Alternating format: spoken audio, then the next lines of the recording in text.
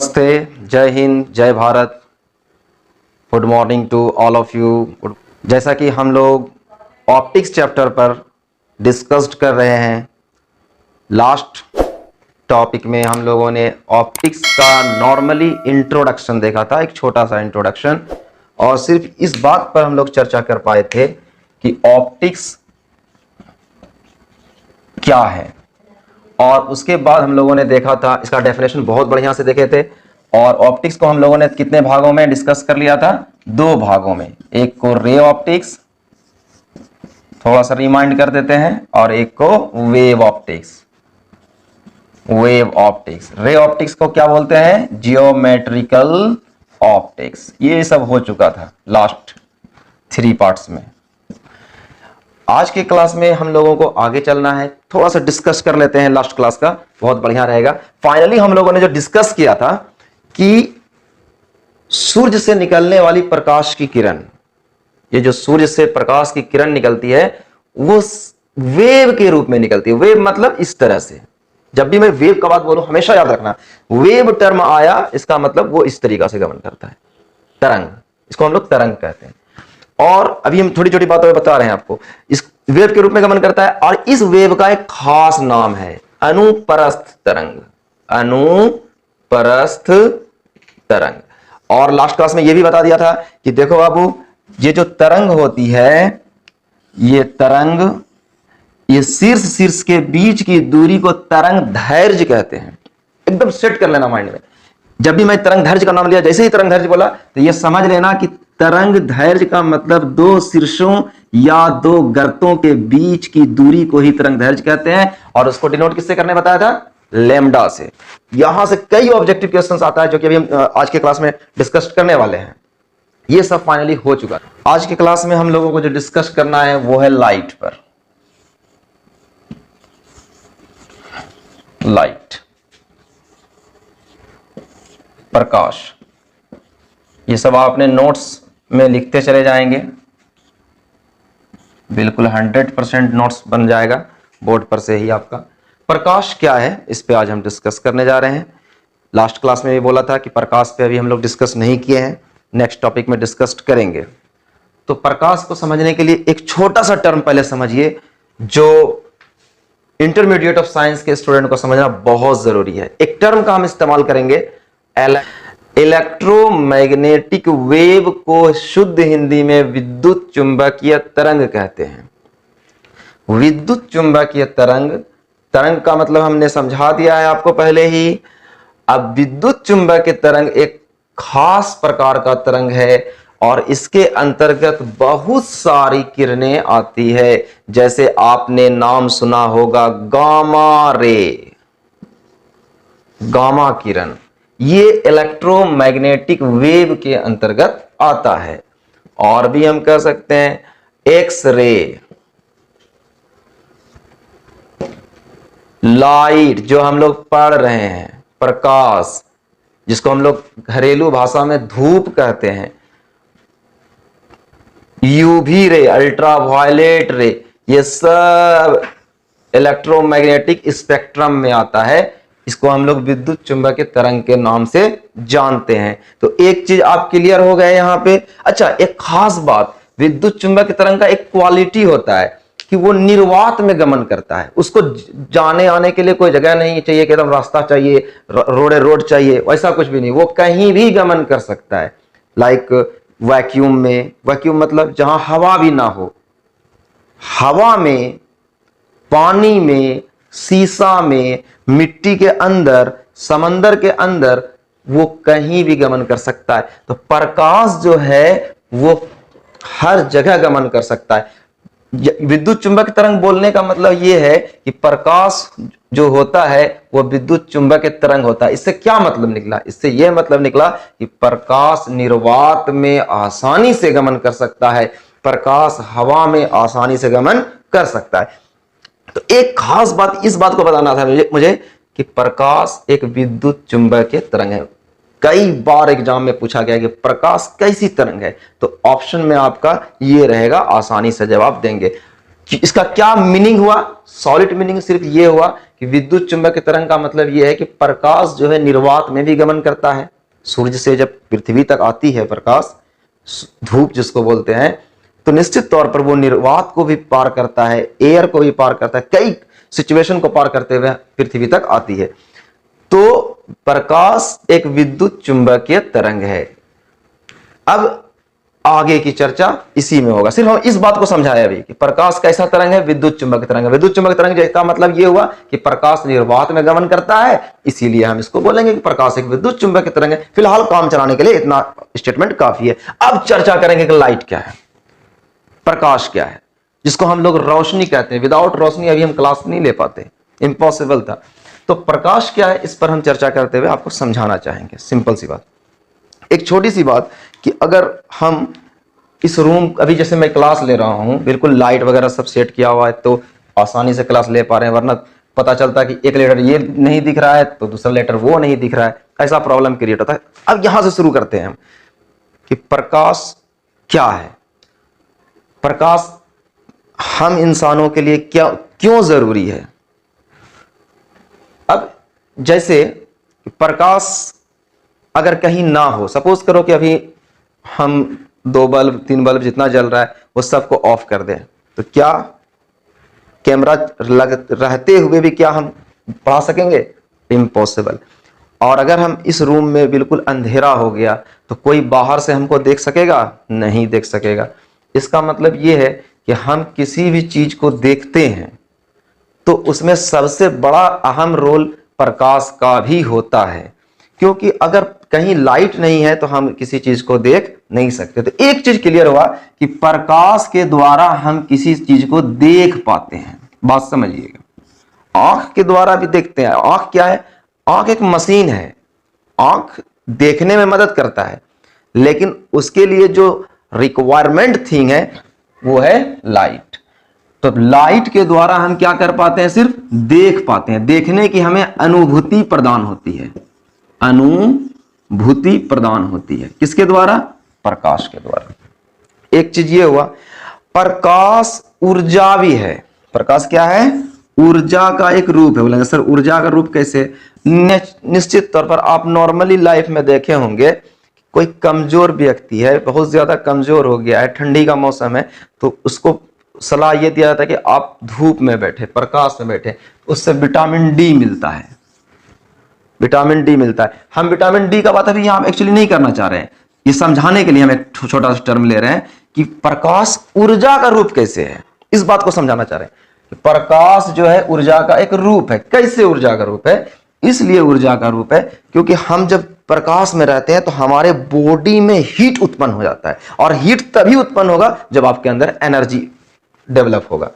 तो इसलिए हम लोग कहते हैं, एक सेंटेंस और कहते हैं, देखिए हम कितना सेंटेंस में कन्वर्सन कर रहे हैं। पहले तो हम आकर के यहां आपको लेकर के आए, प्रकाश एक विद्युत चुंबकीय तरंग है। कितना खूबसूरत सेंटेंस यहां पे बनता है, प्रकाश एक विद्युत चुंबकीय तरंग है। अभी हम डेफिनेशन तैयार नहीं कर रहे हैं, अभी हम उसको ब्रेक डाउन कर रहे हैं सिर्फ। फिर प्रकाश से हमको क्या मिलता है? देखने की अनुभूति प्रदान होती है। या इसका मतलब क्या हुआ कि without light we can not see anything. फिर क्या है? प्रकाश ऊर्जा का एक रूप है। कैसे ऊर्जा का रूप है? हम लाइट में चलते हैं तो जब जैसे ही हम धूप में निकल जाते हैं या खेलते हैं तो मेरा बॉडी क्या होता है? हीट हो जाता है। इससे क्या पता चलता है कि लाइट से हम क्या गेन करते हैं? ऊर्जा भी गेन करते हैं। उस और पर तो क्या अगर हम डेफिनेशन बनाना चाहें, अब डेफिनेशन कितना आसानी से बनेगा कि प्रकाश क्या है। एग्जाम में बाय द वे पूछ लेता है व्हाट इज लाइट। तो प्रकाश ऊर्जा का एक रूप है जिससे हमें किसी वस्तु को देखने की अनुभूति प्रदान होती है या अनुभूति प्राप्त होती है। It's very easy definition. तो हम चाहें इसको लिख दिए तो प्रकाश ऊर्जा का वह रूप है जिससे हमें किसी वस्तु को देखने की अनुभूति प्राप्त होती है। बहुत इजी डेफिनेशन है, हम बार बार बोल रहे हैं कि प्रकाश का सबसे पहला पॉइंट याद रखिएगा, प्रकाश एक ऊर्जा है, ऊर्जा का एक शक्ल है प्रकाश, जिसके द्वारा हम किसी वस्तु को, जिससे हमें किसी वस्तु को देखने की अनुभूति प्राप्त होती है। तो ये वर्ड क्यों लिखा? क्योंकि अगर जहां आप इस मार्कर को देख रहे हैं, इस मार्कर को देख रहे होंगे, आराम से दिख रहा होगा आप लोगों को। कैसे दिखा? कभी सोचे? अगर हम लाइट ऑफ करते हैं क्या दिखेगा? कभी नहीं दिखेगा। लाइट इस पे पड़ा, फिर उसके बाद कैमरा में गया तो स्क्रीन में दिखा। जनरल लाइफ में क्या होता है? अब मुझे कैसे दिख रहा है वो समझो। लाइट इस पे पड़ा, यहां से रिफ्लेक्ट हुआ लाइट और मेरी आंखों में गया, लाइट इस पे पड़ा, यहां से रिफ्लेक्ट होकर मेरी आंखों में गया, मेरी आंखों में जो गया तो मेरे ब्रेन को सिग्नल पहुंचाया। इस पे भी हम कहानी करेंगे, बहुत लंबा चौड़ा कहानी होगा, किस तरीका से हम समझ पाते हैं कि ये मार्कर है, तो उस पर आगे डिस्कशन करेंगे, तो फिर हम समझ पाते हैं कि ये मार्कर है। ज्यादा अभी लंबा चौड़ा नहीं करना चाह रहे हैं, नॉर्मल छोटा छोटा आराम आराम से समझाना चाह रहे हैं। तो मेरे ख्याल से इट हैज बीन कंप्लीटेड।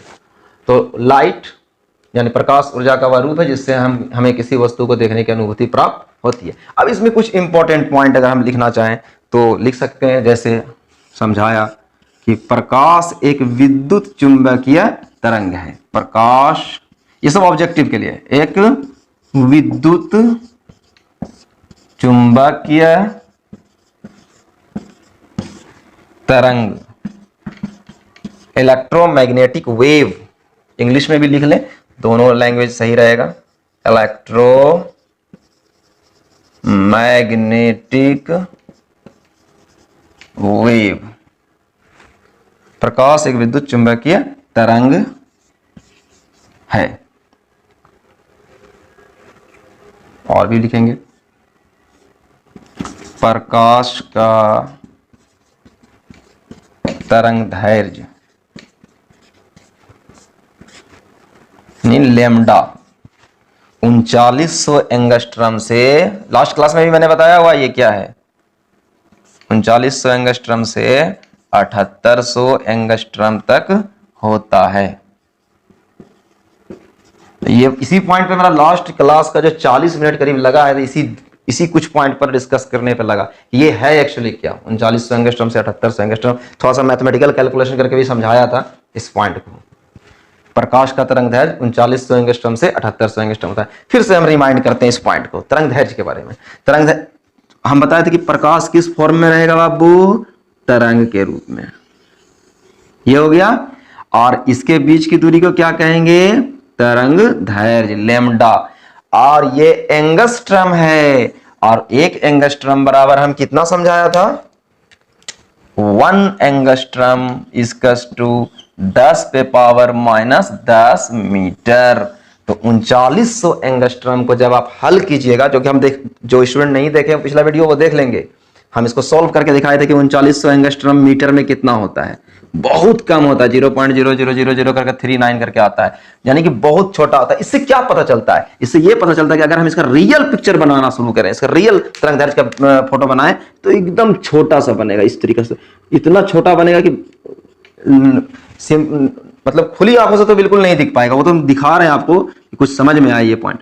तो तरंगदैर्घ्य की जो प्रकाश का जो तरंगदैर्घ्य होता है वो बहुत ही ज्यादा कम होता है, और इसको यहां से भी हम लोग यानी क्या, न्यूनतम 3900 और अधिकतम 7800, मात्र इतना ये तरंगदैर्घ्य है प्रकाश का। तो हम लोग कहेंगे कि प्रकाश का तरंगदैर्घ्य जो होता है 3900 एंगस्ट्रॉम से 7800 एंगस्ट्रॉम होता है। अगर पूछ लेता है आपके प्रकाश का तरंगदैर्घ्य अधिक होता है या कम होता है, तो आपका सिंपल जवाब होगा, इसको देख करके, इस फिगर को देखकर समझ में आ जाएगा कि प्रकाश का तरंगदैर्घ्य बहुत ही कम होता है। अच्छा, एक पॉइंट और आता है, एक तो तरंगदैर्घ्य वाला बीमारी खत्म कर लेना है अपने माइंड से। जब भी तरंगदैर्घ्य हमेशा डिस्टर्ब करेगा, तरंगदैर्घ्य क्लियर कर लेना है। फिर से एक बार बोलते, तरंग जैसे आएगा तो आप इस तरह समझेंगे, थोड़ा बड़ा करके दिखाते हैं आप समझ पाए। तरंगदैर्घ्य आएगा तो दो शीर्षों के बीच की दूरी को तरंगदैर्घ्य कहेंगे। अब जो एक टर्म आने वाला है आपके सामने, आवृत्ति, बहुत ही फेमस वर्ड है और आपको डिस्टर्ब करने के लिए हमेशा तैयार रहेगा। ये फ्रीक्वेंसी शब्द, फ्रीक्वेंसी क्या होता है, तो बहुत आसान बात है, इसको समझिएगा, मैथमेटिकली समझ लीजिएगा, क्लियर हो जाएगा। यानी कि एक वृत्त है, समझो, एक गोल चक्कर ले लेते हैं इस तरीके से, तो किसी वृत्ताकार पथ पर, यानी सर्कुलर रास्ते पर, सर्कुलर पाथ पर, किसी वृत्ताकार पथ पर किसी कण द्वारा 1 सेकेंड में, ध्यान देना, पॉइंट समझना, सबसे इंपॉर्टेंट पॉइंट, कितना समय बोल रहे हैं, 1 सेकेंड में, यानी किसी वृत्ताकार पथ में 1 सेकेंड में कोई कण जितनी बार घूमता है, वर्ड पे ध्यान दो, 1 सेकेंड में जितनी बार घूमता, जितना बार घूमे उसी को आवृत्ति कहते हैं। कितना इंपॉर्टेंट पॉइंट बताया, समझिएगा।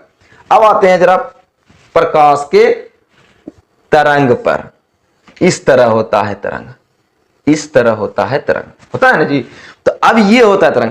अब जरा एक हिस्सा ये पॉइंट को उठाओ, इस हिस्सा को इसको ले लो और एक हिस्सा इसको लो और दोनों को उठा करके यहां ले आओ। तो जब दोनों को उठा कर लाओगे तो वो कैसा बन जाएगा, बिल्कुल वृत्त के जैसा बन जाएगा। अब देखो कि ये जो तरंग दैर्घ्य है, 1 सेकंड में प्रकाश की किरण का रफ्तार मालूम है 3 × 10⁻8 मीटर प्रति सेकंड। 1 सेकंड में 3 × 8 10⁻8 10⁻8 का मतलब कितना हो गया, इसको सॉल्व करो थोड़ा सा गणित के रूप में। देखो 3 पर 10⁻8 है, 1 2 3 4 5 6 7 8, 1 इकाई दहाई सैकड़ा हजार 10,000 लाख 10 लाख करोड़ 10 करोड़ 30 करोड़ मीटर प्रति सेकंड।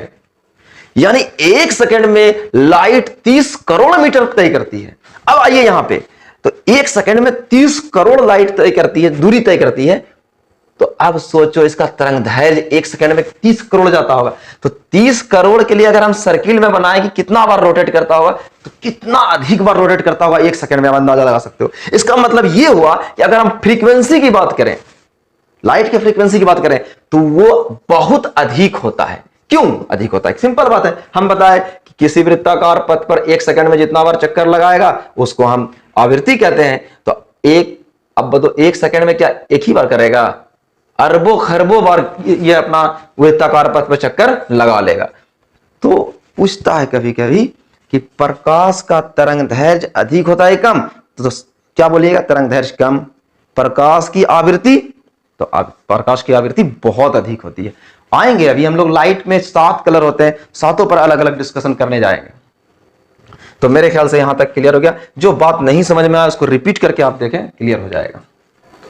अगले पार्ट में हम लोग फिर इसी पॉइंट को, जो बचा हुआ रिमेनिंग पॉइंट है, कम से कम 8-10 पॉइंट बनेगा ऑब्जेक्टिव पॉइंट ऑफ व्यू से, काफी इंपॉर्टेंट पॉइंट रहेगा। सबसे बड़ी चीज ये थ्योरी के, आपके थ्योरी को बिल्कुल एक्सप्लेनेशन कर देगा, बिल्कुल ऑपरेशन करके रख देगा आपके बिल्कुल इस थ्योरी को। ये कुछ पॉइंट्स, तो हर पॉइंट पर आप अपना भी विचार करें, खुद से सोचें कि सर क्या बोल रहे हैं, और आप भी अपना दिमाग लगाएं, थोड़ा सा सेट करें कुछ। फिर जब मैं कुछ टॉपिक दूंगा ऑब्जेक्टिव बनाने के लिए, तो सब समझ में आएगा कि कितना आसान तरीके से हमको थ्योरी समझ में आया है। तो ठीक है, हम मिलते हैं नेक्स्ट टॉपिक पर। Thank you very much.